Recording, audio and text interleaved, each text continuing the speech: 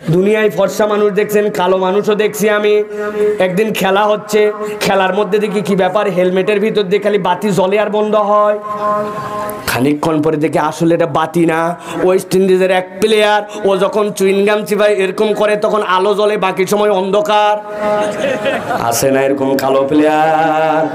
আল্লাহ বলছেন এই সাদা, এই কালো, এই লম্বা, এই তোমার দুনিয়ায় আফ্রিকান, বাঙালি, আরব অনারব, একটাও তোমার জন্য জান্নাত বা জাহান্নামের কারণ বা বারণ নয়। তোমার অন্তর যদি ঠিক হয় তাহলে তোমার সব ঠিক, অন্তর ঠিক না হলে কিচ্ছু ঠিক নাই। নবী বলছেন ইজা সলুহাত সলুহাল জাসাদু কুল্লু ওয়া ইজা ফাসাদাত ফাসাদাল জাসাদু কুল্লু। ওই কলব যদি নষ্ট হয়ে যায় তোমার শরীর বাতিল, আর ওই কলব যদি ঠিক হয়ে যায় তুমি লুলা হও, খোরা হও। তুমি যদি জগতের সবচেয়ে বড় কালো হও, নবী মেরাজের রাত্রিতে এরকম কালো মানুষ বেলালের পায়ের শব্দ জান্নাতে শুনেছে।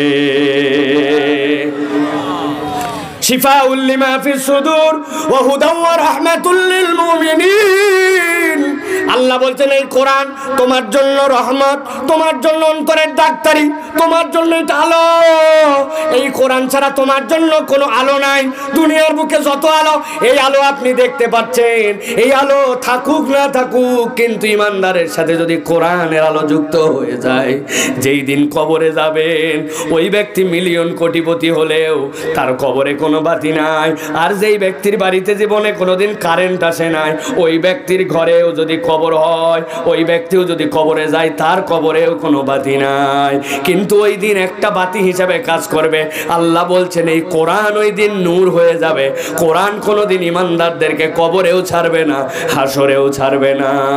অতএব বুঝে থাকলে বলেন, এই যে কষ্ট করে এসে বসে গেলেন, এই জায়গাতে মাটির বিছানা গ্রহণ করলেন, রাত্রেবেলা শীতের মধ্যে বয়ান শুনতেছেন, কোরআনের আলোচনা, এইটা শুনলে তাহলে লাভ আছে না নাই?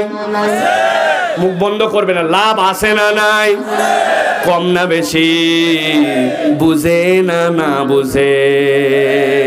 বুঝে। এইটুক বুঝানোর জন্য এই ভূমিকা দিলাম। অনেকেই ভুল বুঝছেন যে ওয়াজ বোধহয় শুরু হয়ে গেছে। ওয়াজ এখনো শুরু হয় নাই, কেবল বাউন্ডারি দিলাম, ওয়াজ বহুত বাকি আছে। আল্লাহ রাব্বুল আলামিন আমাদের আশা বসাকে যেন কবুল করেন, বলেন আল্লাহুম্মা আমিন।